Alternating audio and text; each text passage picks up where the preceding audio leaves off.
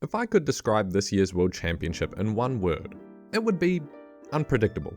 The unique weather conditions of face-melting heat, or on the other side of the spectrum, torrential rain, created for some of the most exciting, edge-of-your-seat upset, Botswana by a whisker! comebacks, Can he chase down the gold? and performances I've ever seen.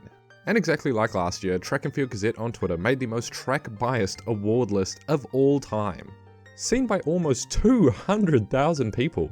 I don't agree with almost any of these. So as is annual tradition now, I'm back again to do an award ceremony in my own flavour. As a final send-off to the 2025 World Athletics Championships, here are my 5 awards. The Underdog, the Clutch, the Blowout, the MVP, and the latest and greatest, the GOAT. And there's no better place to start than the Underdog Award. This championship was littered with surprise wins. I want you to think back to what you think was the biggest underdog/upset performance in Tokyo. Some popular names might come to mind. Datachi Kambunji taking down the extremely volatile women's 100-meter hurdle field, slicing her personal best by 0.16 seconds to do it, blowing the Swiss commentators' minds. Or Isaac Nadir in the men's 1500, somehow, against all odds, taking the crown in the deepest 1500-meter year we've ever seen. For some reference, 14 men went under 3:30 this year. Bar one other year, it's never even been close to that. But those two athletes were the 7th and 8th seed heading in, which isn't far outside the realm of possibility. So let's dig a little deeper. In the men's 400 meter, 21-year-old Kibinat Shippey would shockingly claim the title in 43.53 seconds. A historically top 10 time ever, out of nowhere, he was the 12th seed. Destroying the oldest championship record from 1983, Kenya's Lillian Odera would massively upset 2 Olympic champions, Hodgkinson and Hunter Bell, to outkick them at the line in the women's 800 meters. She was the 17th seed heading in. And, in a sweaty, heatstroke-cursed 10,000 meter, Jimmy Gressier from France weaved his way past 3 continents to find himself atop the podium as the 19th seed. Any other year, these athletes probably would have won the award, but not in 2025, because the men's 5K saw a 23rd seeded Cole Hocker take the title. And yeah, he's an Olympic champ, so it doesn't really feel like an underdog victory, but his 5K time was ranked the 26th fastest in the world heading in, and that was his personal best. But amusingly, 23rd seed is still not the bottom. In the women's javelin, Juliussi Angula, hailing from Ecuador, would find the throw of her life at this championship. Prior to Tokyo, she had never even competed at a Diamond League. Her personal best sat at 62.33 meters, and her goal heading in was just to qualify for the final. But in round 2, she managed a PR effort, just shy of 3 meters, to take the crown. To make this final is fantastic. Oh, whoa, what is that for Mangulo? As the 31st seed. Yet, there's still one other athlete who did better. New Zealand's very own Geordie Beamish in the men's 3K steeple. It's a moment that went viral in the track world. A near spike to the face in the heats, and that still couldn't stop him from qualifying to the final, where in another sweat-soaked distance race, he'd find himself positioned 11th with 400 meters to go, before striking his way to 4th by the 100 meter mark and being the lone warrior to attempt a kick on Al Bakali, the greatest champion this event has ever seen, and actually pulling it off. He chased down the gold! Here comes Beamish! Here he comes! And he's got the gold! Beamish was the 44th seed heading into this final. By the numbers, Geordie Beamish is the underdog champion of the Tokyo World Championship. Next in line is a more subjective award, the Clutch. But I tell you what, I sure as hell know it wasn't Pedro Pichardo. Clutch performances look very different between the field and the track. In the field, it's kind of easy to distinguish, winning or surviving with last round efforts like Schilder, Kerr, Moon, Stahl, and Pichardo. But on the track, it's a little more nuanced. Obviously, there were too many kicks for gold to count. But in my opinion, some of the standouts were of course Beamish, Hocker, Odera, and Kibinat Shippey, but in the men's 4x400. Yet I reiterate, of all these names, somehow, Portugal's Pichardo is at the forefront? Yeah, he won the men's triple jump with a 6th attempt world lead, but my simple argument here is, he was underperforming the rest of the competition, and the fact he won by dang near 30 centimeters is hardly clutch, is it? More like he should have been kicking their asses from the beginning. But I digress, Gazette is allowed his own opinion. Instead, I offer my top 3 performances with solid reasoning. In the third runner-up spot, is Katie Moon in the women's pole vault, in which at 4.85 meters, she would miss her first attempt. Really needs to get this first time to stay on terms with her teammate. This is a height that would equal her best of the last 2 seasons, and probably secure gold with a clean scorecard prior. Instead, it's her main competitor Sandy Morris going over first attempt. She gave that a rattle. And with that clearance, Moon is in a dilemma. Not only was her 485 not really that close, if she wants to challenge for gold, attempting 485 is now meaningless. She has to skip to 4.90 meters, a height she hasn't made in 2 years. And to make things even more difficult, due to missing earlier, she's left with only 2 attempts to make it. And to make a long story short, with her second and final attempt, she barely scrapes over for a new season's best and the gold. 90. And she's only gone and done it by the finest of She barely believes it herself after how bad her other attempts were.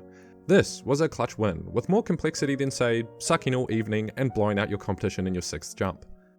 My runner-up clutch awardee pick is Kenya's Lillian Odera in the women's 800 meter. Let's set the stage. At this point, towing the line, it was day 9 of the championships, and Kenyan women had swept every other distance race, from the 1500 meter all the way to the marathon. Kipyegon, Chebet, Cheretich, and Chepchirchir. The last race necessary to pull off an unbelievable Kenyan sweep is the women's 800 meter, in which 2 Olympic champions stood in their way, Keely Hodgkinson, the heavy favourite, and Georgia Hunter-Bell. So the 3 Kenyans in this final hatched a plan. Send Mary Mora, their fastest runner over the 400 meter to the front, to pull everyone at an unforgiving pace of 55 seconds. And then for her to hold on as long as she can, while the other 2 Kenyans attempt to stay in tow and kick when the time is right. If that sounds a bit laughable, I'm not kidding, this was legitimately their plan. To somehow run the legs off 2 athletes who were faster than all 3 of them. So when I say against all odds, I bloody mean it. Odera, with 100 meters to go, found herself in position, and somehow with enough strength to capitalize on the opportunity they made for themselves to outkick the 2 favorites. Hodgkinson's beginning to tie up, and the Kenyans going to do it. What an upset, what a story. Oh my word. A baffling and incredible clutch win from the 17th seed. To plan, execute, and for it to actually work was more than clutch, it was a miracle. Especially in a race 2 seconds faster than her own personal best, and so quick it broke a 42-year-long championship record, which was one of the most notoriously despised in the entire sport. Yet again, that was number 2, because undoubtedly the winner of the clutch award for me is Sweden's Daniel Stahl in the men's discus. Also taking place on the very last day in the evening, after 2 hours of delay, the men were forced to throw in some of the most disrespectful and dangerous conditions at a major championship ever, a perpetually slippery circle from bouts of torrential rain. This event should have been postponed had it been any other day, but they had no choice to battle and it became a war of attrition. Slips were frequent, throws were reduced to using taped up shoes, casual footwear, sneakers, hands hiding under their shirts. They were doing whatever they could to get the edge. And the result was a frustrating competition, where by luck of the gods, mclaughlin-levrone with a slight slip somehow puts together a 67 meter effort in the second round. Oh, well done. That's a huge roar from the world record holder. And he stayed the leader, all the way through to round 6, the very last round. Out comes Daniel Stahl, the defending champ, bowing to the audience, showing respect to everyone who stayed. And in that one moment, the clouds opened up just for a second, and the rain lessened. Here, he would find his furthest throw in 2 years. 784. Has he done it with his last effort? It's soaring out there. Oh, yes! Just when we thought the drama had finished in Tokyo, he's only gone and nailed the biggest throw we've ever seen in this stadium. 70.47 meters. To spin with such ferocity was to gamble his own life, and somehow he won. And I know this isn't an Olympics, but this throw was further than the Olympic record and done in a stadium on a wet circle in the rain. This by far was the most clutch performance of the games. And additionally, to emphasize just how incredible it was also one of the biggest blowouts. That's right, it's the fan favorite Blowout Award.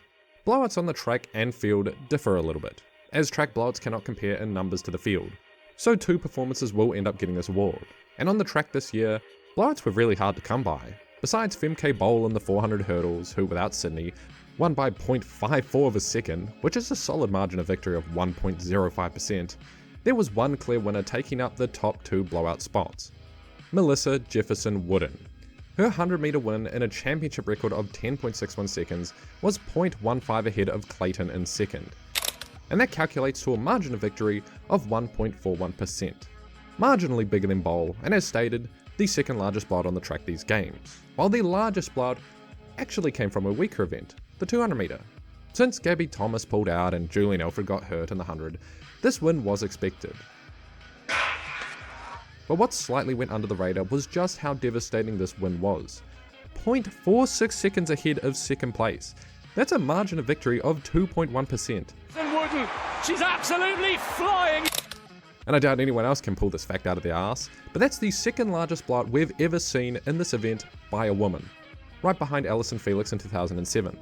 And for some funny number stuff, her victory of 0.46 seconds again is a larger winning margin than the men's 100, 200, 400, 800, and 1500 meter combined.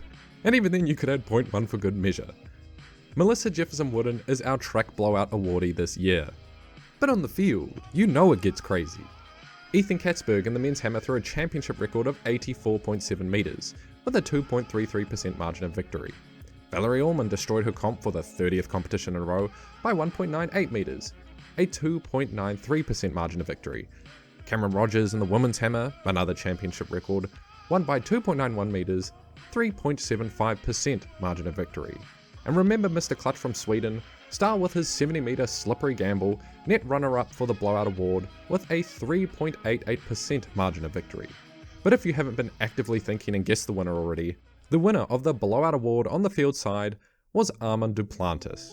Although it was a closer competition than the result lets on, he did officially demolish this competition by an entire 30 centimeters. Armand's a bit late, he stays alive! He's got it! He's got it! And a new world record, and by a clean margin of victory of 5% exactly. At this point, it isn't shocking to hear these numbers coming from him. He's Duplantis. But here's the facts. A 2% margin of victory on the track puts you up with history's greats, and it'd make you a top blowout performer in the field per championship. But with Duplantis' new world record of 6.30 meters, he is now 14 centimeters ahead of the next best vaulter ever. That's getting on to a 2.27% difference between him and history's second best. Duplantis is blowing out the record books. Now for the MVP award. This is all about medals.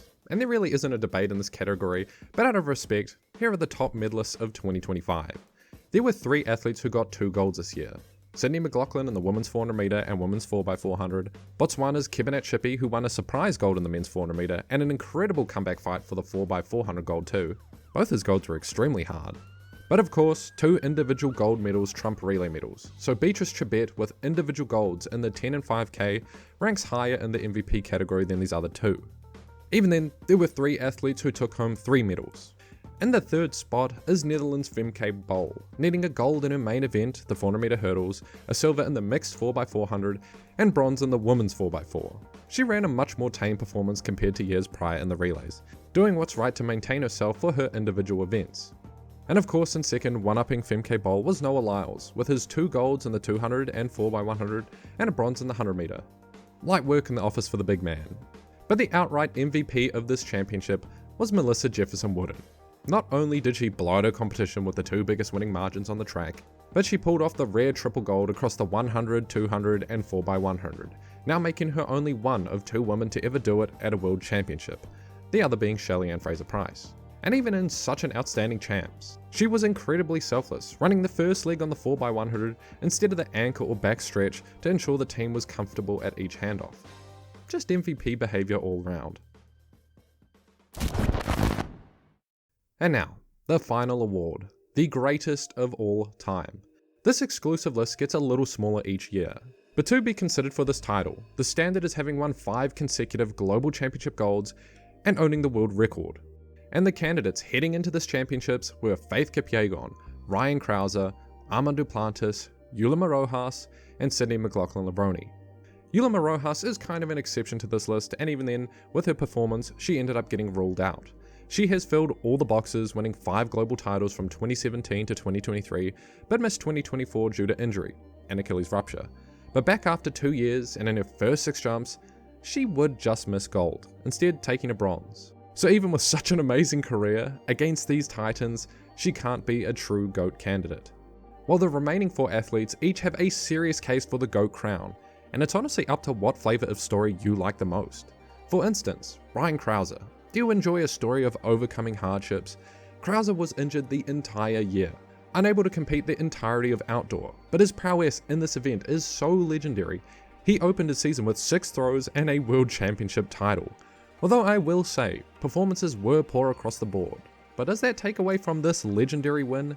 In my opinion, a little. Armand Duplantis is the story of perfection, and he might as well be chiseled out of gold.